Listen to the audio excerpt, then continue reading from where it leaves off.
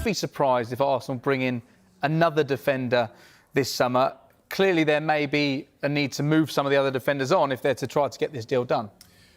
Would it surprise me? No. I think Kevin touched upon it there. The need for strength in depth is key, particularly with the pace that the Premier League and the intensity is played at.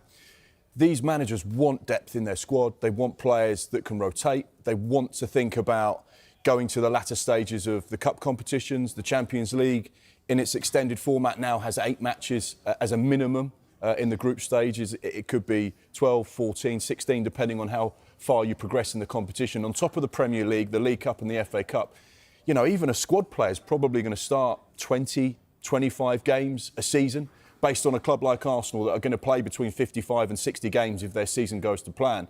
So you do need quality. He fits the profile of what Arsenal like to do.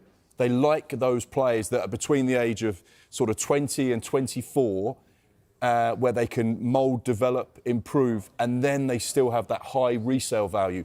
And James, you rightly touched upon potential outgoings at Arsenal. There will be a number.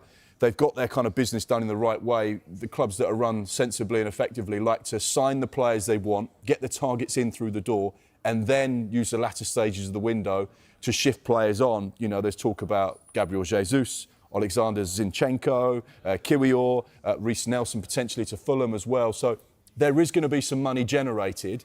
And market opportunity is another word you use, which I feel like is probably something that a lot of those clubs in the higher echelons of the Premier League like to use as well. Is this the right player for the right price? Because if it is, then we'll seize that opportunity and we can do that. And it very much feels like Arsenal are in that position at the moment. I think there's an important point about his development as well, because if you look at him, when he came in to Bayer Leverkusen, they took a bit of a punt on him to some extent because they've been so impressed with him at international level, they thought we've got to move because other clubs are going to get him. So they brought him in.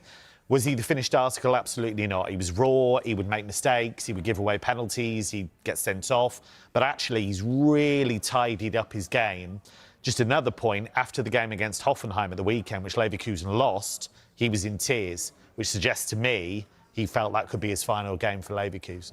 Would he fit into Arsenal's starting 11, do you think, straight away? And if he doesn't, would this be a project that appeals to him? Because his last 4 seasons in the Bundesliga, he's been a regular starter for a side that has won the Bundesliga and came so close to winning the Europa League as well.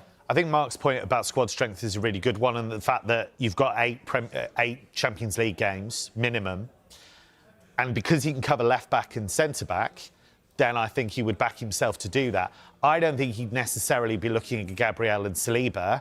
They're probably the best centre-back pairing in the world. I think he'd be looking at that left-hand side because Lewis Skelly might end up playing in midfield in the long run. And I think he'd back himself to get in ahead of Calafiori in the long run, maybe. Again, like Calafiori, versatile. I think he'd back himself to be a big part of what Arsenal can do this season.